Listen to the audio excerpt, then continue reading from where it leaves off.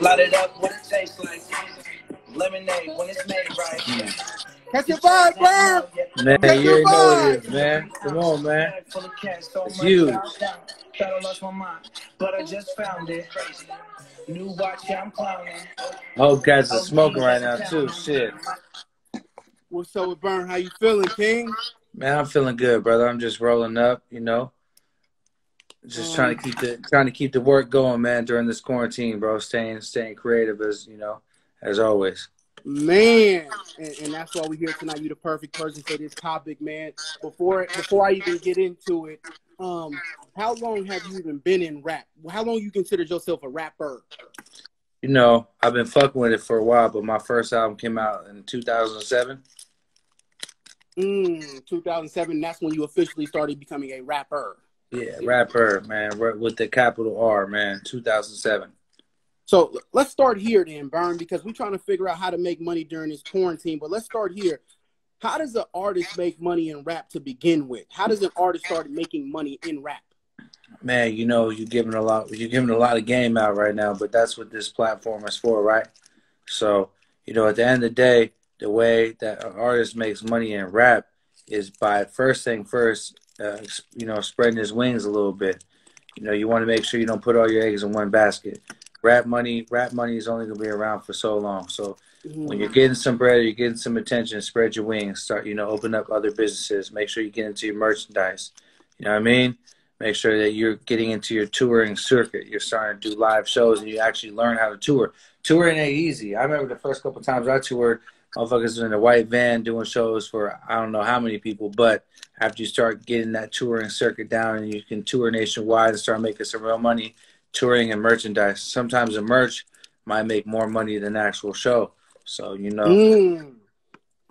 I remember getting paid like maybe $5,000 a show, but I'll do $22,000 merch. So you feel me?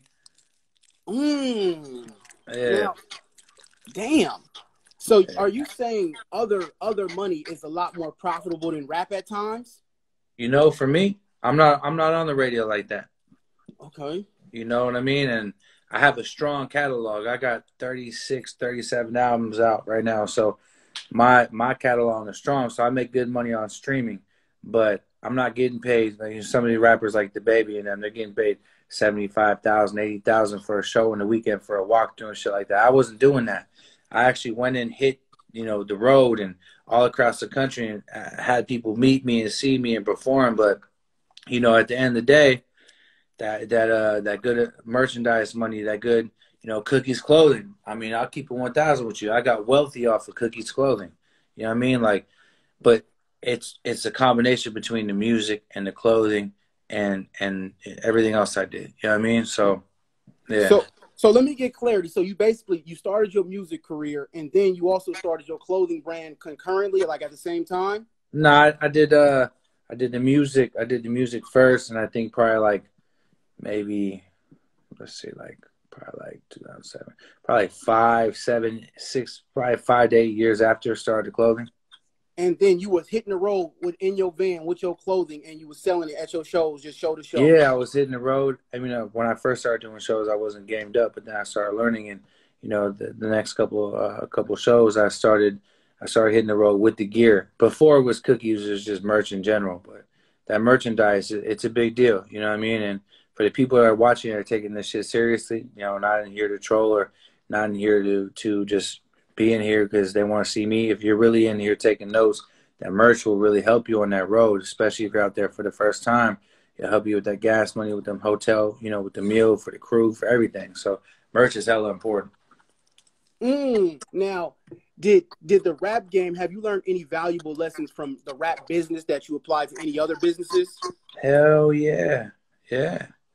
Yeah. I mean, at the end of the day, like, music is a huge influence for everything. So, like, music drives influence for fashion, for the weed we smoke, for the alcohol people drink. It's a great marketing tool. You know what I mean?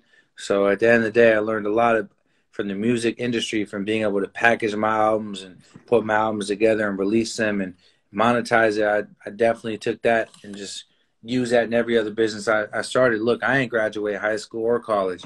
I didn't know how to make clothing. I didn't know how to start a real weed business. You know what I mean? Like, I just came with a Bay Area blueprint that was provided by some of our, some of our motherfuckers that have been in it forever that provided that blueprint for us, like the E40, you know what I mean, and the Mac Dre's and the Yuck Mouse putting out the DVDs and whatnot. The Bay Area game laced me up, and I just took it and applied that Bay Area game and that music hustle to everything else I do, for sure. I want to get into that. But before we do that, I want to ask this. So would you say music is like a commercial for everything else?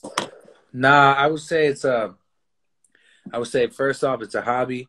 Second off, it's like therapy. And then third, it'd be a good way to promote what you're doing, because I definitely don't just treat music like a commercial. I really love making music. I'm a fan of music. You know what I mean? And when I first started doing the albums, if you look at the way I got in the game was the group albums. You know what I mean? And so doing a group album with Equipto is because I wanted to hear Equipto on certain kind of beats. Linking up with the Jack, I wanted to hear the Jack on a certain kind of beat. So I do love music. You know what I mean? I definitely love putting a project together. You know what I mean? Got you. Now I want to touch on, you said the Bay Area game. Independent or label? How do you feel? And what would you advise an artist to do? Man, let me tell you something. My family will never have to want for anything, and I'm independent as can be. Shout out to Empire Distribution. Shout out to the people that made that possible. But I wouldn't recommend signing to a label at all. All they're going to do is give you a little bit of bread if you need to. Like, if you're a dope artist and you got a dope record and you have no other way, but I came from something else. So I had my own way to fund myself. You know what I mean? And I put everything I had into the music, but independent all the way. Own your masters. A lot of cats can't say they own their masters. I own my masters, 100%. Now, do you think that's important for a time like now where people aren't able to do shows?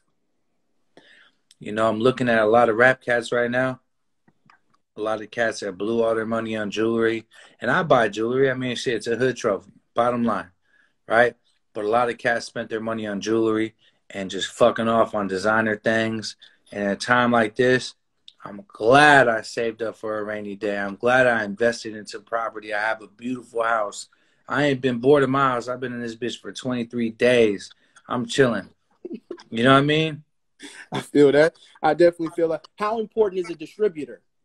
Man, distributor is everything. I mean, you can get popping on SoundCloud now, but you got to have a big record, you know what I mean, to go viral off like a SoundCloud thing.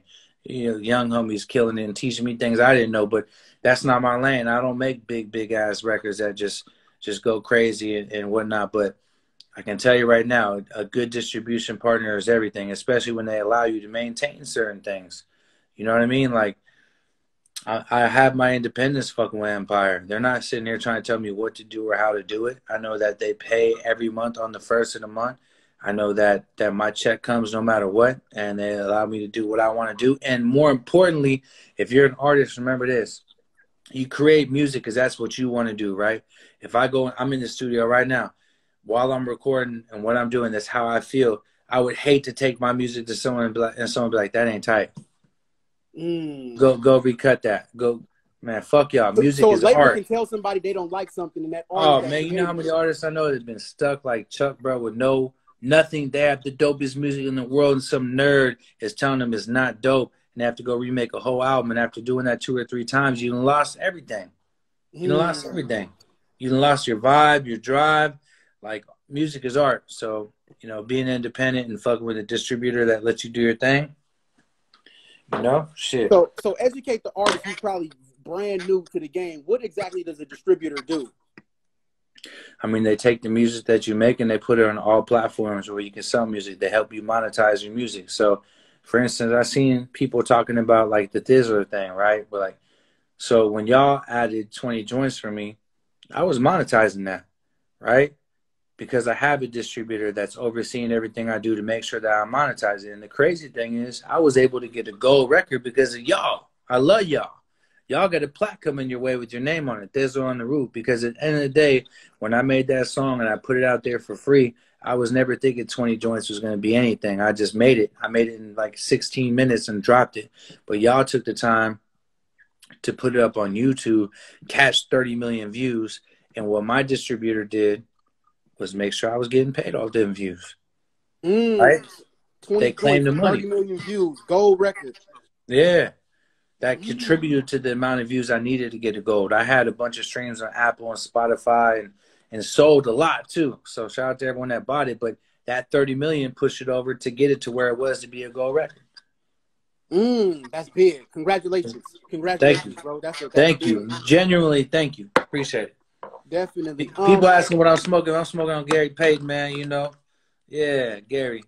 Speaking of the weed game, during the coronavirus and the quarantine, has that been impacted? Has, you know, that business been impacted because of the shutdown? Yeah, absolutely. Every business has been impacted. You know what I mean? So at the end of the day, shit is down. But we're an essential business. That's the biggest blessing. So that goes back to saying spread your wings. Like, look, if I was just a rap cat that relied on touring money and shit, I'd be fucked right now. I got hella revenues, bro. I sell papers. You know what I mean? I got my paper company. I sell bud. I got the grinder company, Santa Cruz Shredder. I sell shredders. I mean, bro, I'm all the way vertically integrated with the weed shit. So at the end of the day, I'm glad that marijuana was deemed an essential business. That's a big look. Even though we're down, we're still in business.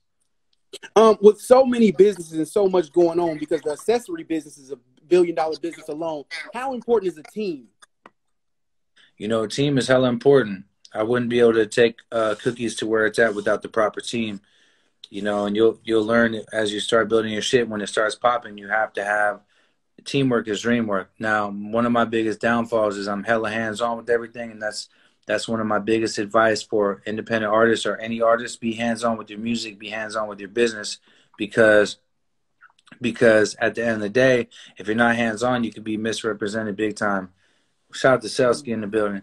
And so at the end of the day, you know, be hands-on, but having partners that can help you execute your dream is important. You know, you need to have customer service for the merch. You have to have a fulfillment company that takes the order and sends it out and makes sure that people are getting their shit. So you got to have a team, but at the same time, you have to hella be hands-on, bro. I ain't never let nothing out of my hands. I oversee everything. Speaking of oversee everything, I pay attention to you, and one thing I've noticed, you're a master networker, not just an average, not just novice. You're a master at networking. How important is relationships to you? You know, first impression is everything, and any person that you come across can be a potential business opportunity, whether they give you good ideas or they have some. Every time I go somewhere, bro, I just talk to everyone. I identify what they do and how long they've been getting down. I do some research, and I always stay in contact. And, you know, the way I started Vibes Papers, I met this guy, the guy that's my partner in Vibes Papers, probably about like 8 years ago. We never did no business. I just chopped game with dude, chopped game with dude, chopped game with dude. You know, he provided the resources and the infrastructure for me to pop off Vibes the way I did, be able to go against Raw the way I am right now, to be able to be in a position to be globally distributed. You know what I mean? I never knew that guy was going to be that guy. I just knew was a crazy business savvy dude that had his hands in a lot of shit, and I stayed in contact with him for 8 years until we did a business deal. So network is everything. And Absolutely. The way you present yourself and you carry yourself is everything too. Absolutely. In the Bay, you know, we independent, we very outspoken. In business, has that ever, you know, affected you? And did you have to kind of adjust some of your natural tendencies when you started multiple businesses? Yeah, I mean, but that's also what, you know, kind of attracted some of these businessmen too. Like, damn, this dude is definitely going to speak his mind. He's definitely not going to hold back. He's innovative. You know what I mean? He ain't afraid to say what he wants, and he's real. And so I always had to preach that's what got me where I'm at too with the music. You know what I mean? So, and with cookies as well. So yeah, sometimes being a Bay Area cat and being so independent and being so passionate on the way we get down, want to move so quick and so fast, it's maybe put a little, you know, dagger in my swagger, but at the end of the day, it's also got me where I'm at too. People like that shit. They like that good Bay Area drive. They're like, okay, cool. You know what I mean? Like, this motherfucker's really about his money. I've actually really impressed some big people. I'm not going to say no names or try to name drop, but some people that we all look up to, like, damn, these guys, they've been like, damn, bro, you really have your business on smash. So that shit is dope to me, being a Frisco cat. Your relationship with Wiz, how impactful was that on your career overall? Man, it was big on a couple of different reasons. I mean, one, when I met Wiz, it was right around the time that my mom passed away, and that shit had fucked me up. and I was really heavy into like, you know, the street shit. I wasn't really even thinking about music being a real business or clothing being a business. I was really just caught up in my street shit. And so being around Wiz showed me that music is, you know, what he was having was what I really wanted, you know what I mean, to that level of success. And also I learned a lot about the music business being around him. It really just gave me hope that I needed just to keep pushing, you know what I mean? Like I just kept pushing. I got around them, and when you get around other rappers, it's like a competitive like a friendly competition. Like you in the studio with them, I'm Barry, a Frisco cat underdog. I'm finna spit some shit. I'm finna step my game. It helped me elevate my game. Long story short, for sure. I was able to see that touring too. Absolutely. And you mentioned earlier, you mentioned the Jacka. How did Jacka impact your career? Oh man, Jacka put me where I'm at, you know. And before the Jacka was Al Pacino. Them dudes gave me a opportunity to be heard when I was on the sickness.net. Motherfuckers was trolling me so hard, bro, and trying to discourage me from moving forward. And any average artist probably would have folded. But, you know, having that project with Amp and being able to show my A&R skills and, you know, package the album correctly, getting that good photo doctor artwork and putting a package together, seeing it through all the way to the end, being able to use that with Amp and with Jack, rest in peace to Jack, I think that's what took me to the next level. That Jacka shit was just like, I was his biggest fan, bro, and I still am. So to be able to pick them beats, if you go listen to albums me and Jack did, that's your boy picking them beats, and I was able to A&R that project, and that shit shine, like really shine. For Absolutely. sure, put me in great position.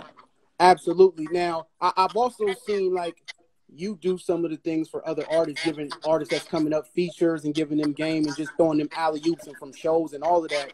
Did you get that from Jack, or has that always just been in you? I just got a big heart, man. You know, I actually like people, and I appreciate the hustle, and I appreciate people that are working hard, and that's why you see me do the contest, like with the Kid G Manny, where I'm like, look, tag an artist that's dope right now, and I always look for the underdog. I ain't looking for the people with thousands and thousands of followers, but I'll do a free verse, provide the beat, put it out through Empire, share a little light. You know what I mean? So I just got a big heart. You know what I mean? I'm gonna ask a real question. Does that big heart sometimes, you know, backfire on you? Of course, all the time. All the time.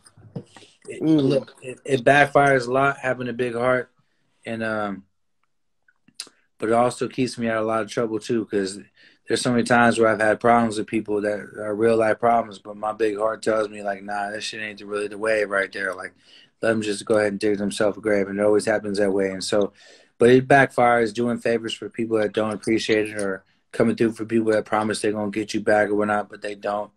And you know, I think my biggest thing is just wasting time with people that just aren't really genuinely in it for the right reasons. But hey, man, it balances out. The big heart gets you where you at, and sometimes it backfires. But I'll take the backfires. I ain't tripping. I feel that. I definitely feel that. Now, you know, a lot of people in the Bay hustle hard, running multiple businesses. Everybody trying to do their thing. What would be your advice to somebody trying to balance family and all their different businesses? Man, family's everything, bro. You know, and like I was making a joke with y'all when y'all hit me about getting on at 9. I said, man, I'm usually in bed by 9, bro. and it sounds funny, but when I'm home, that's the routine. I get up at 5 a.m. I get on the internet. I lurk for a little bit around 5, 6 a.m. I go do my little workout, come back in the house, come downstairs, make a little music. I try to get done by 3 so I can chill with the kids for a while from like 3 to dinner time. You know what I mean? And after dinner time, grind for a couple hours and pass out. That's what I do when I'm home. When I'm in LA, when I'm on the road, I'm up all night long. But I work months at a time for like 2 or 3 months at a time so I can come back and chill for 2 or 3 months at a time or a month at a time. So balancing family is everything for sure. I mean, that's what we do it for. That's why I'm working every night as long as I am for the family. You know what I mean? Absolutely. Absolutely. Now, what are some other things that you want to accomplish? Because you obviously are hella motivated. What's some things you still haven't accomplished that you're looking to try to do? Film. I ain't even really trying to be an actor like that, but my whole thing is the Bay Area is one of the most untapped markets when it comes to content. And you got stories like James Beasley and Little Daryl and Felix Mitchell, and you got stories out of Richmond and Oakland and Vallejo and the Romper Room stories, and you know, out my city, San Francisco. And so my goal is to get, you know, wealthy enough to fund my own campaign and do for the Bay Area what Spike Lee did for New York. I want to bring that Bay Area vision out. I got a movie written about bipping. I got a movie written about pimping. I got packs I wrote a long time ago. I need to bring the Bay Area alive in the film game. So if God blesses me and I can exit some of these companies and get them hundreds of M's, I'm finna turn this shit up and bring the Bay Area alive, because our stories deserve to be told straight up. And I don't want to do no, some low budget independent movies. I'm trying to bring motion pictures, to the table. And the shit I've seen out here and the shit I've been a part of is already a movie. But then my network of people that trust in how I execute shit, I mean, their stories are crazy too. Shout out to James Beasley. Shout out to everyone out there with real stories, man. You know what I mean? Like, there's a lot of untapped content for the Bay. So that's one of the things I want to do is get into film. And then, secondly, after that happens, if I'm able to live long enough, I want to do some shit for the kids, man. I want to open up a dope ass spot that just focuses on the youth, and helping people achieve their dreams and, deal with some of the struggles that life brings. I just want to be there for the kids. That's two things I want to do. I haven't had time to do yet. I want to double back to something you mentioned earlier before I let you go, because I know you got to rest up. You talked about getting trolled early on. You was getting trolled like a motherfucker early on. How did you deal with that? And, how did it make you feel when you was getting trolled and people wasn't fucking with you? Man, three things, man. Look, they wouldn't be trolling you if I wasn't doing something right, no one would care. They wouldn't be trolling, right? The way I used people trolling me was motivation. Like, I'm finna show these motherfuckers, bro. And, I've had some people that used to fuck with me a lot back in the days on the internet come back and say, I'm really proud of what you accomplished. Not only how you've grown musically, but you built your business. That to me is a huge accomplishment, because if you were, Photoshop my album covers or be on some bullshit, but then you have, me or man enough to come back and say, like, yo, dog, I'm actually kind of impressed with what you built. To me, that was dope right there. But furthermore, like, people talk shit, man. Motherfuckers out here making memes. I'm making memories, man. You know what I mean? I ain't gonna flex the kind of wealth I've achieved from coming from nothing, bro. Like, when I talk about coming from nothing, my parents ain't have it like that, bro. We really, really been working really hard to get where we're at. So at the end of the day, man, a troll's a troll, man. Let them talk shit, bro. I'm gonna keep making moves. If you pay attention to the internet, you're gonna get slowed down real quick. I got a couple bonus questions, because I always wanted to ask you this. How did it feel when you first made your first M? When you made your first M, how did it feel? Like, what went through your body? Man, like, when I made my first million, bro, it was probably like, it was a life goal. It was dope. And I'll keep it real, man. A lot of people talk that shit, bro. I didn't make my first million in the streets. I was 100,000 there, in the streets. I had hundreds of thousands of dollars. I did my thing. I wasn't broke. I always had money. Everyone that knows that knows that. People in this live know that. Selsky, if he's still in here, he knows. He knew me. I was in high school getting money. When I made my first million, it came in a check. I'm going to tell you a story I ain't told nobody, bro. I ain't ever told nobody this, bro. I went into Chase in a robe with all my jewelry on, with a handwritten check. It was signed. It was hand signed, right? And I deposited that motherfucker in my robe. Big pankies on, big chains on, right? In my robe. And the teller, you know what the teller told me? What? He said, man, I ain't ever seen a lot of these like that. Not from a trust fund, baby. That's not from a trust fund, baby. You know what I mean? Like, she knew who I was. She seen how excited I was. She knew I was on my ignorant shit, dropping the M in there.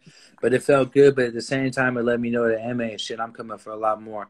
It kept me humble. I ain't never flexed it. I ain't even told no one I ever made $1 million legally. I ain't never really flexed that. You know what I mean? But I made my first M. It made me hungry for more, man. So I'm going to keep on grinding. There you go, bro. Hey, Burner, we appreciate you, bro. I'm going to let you get your rest. You was excellent. We appreciate the game, bro. You one of them ones. Keep hustling, bro. You inspire us all. And keep, giving people opportunities and shit. You just really one of them ones, man. You a legend and you still building. So we appreciate you, bro. I appreciate y'all. And look, man, like I said, I seen, people giving you a hard time a couple weeks ago about, putting music up. What they did for me was a blessing. At the end of the day, like, I wouldn't have a gold record. That was my life goal. It's another life goal I got. That gold record is big. So shout out to Thizzler for helping me get them views. And by putting that song up, I didn't even know that song was anything back then. This is a big platform for the Bay Area. Not a lot of platforms are there for the Bay Area. We're a small motherfucking, we're a small little radar. We're small on people's radar, but it's one of the biggest things in the world. The Bay Area has been a trendsetter for language, for lingo, for music, for just games. So shout out to Thizzler for believing that and putting their resources and their money behind exposing and showing that Bay Area light. I appreciate y'all too, man. Hey, keep doing your thing, Vern. We appreciate you, bro. Have a good one. Right on, Chi.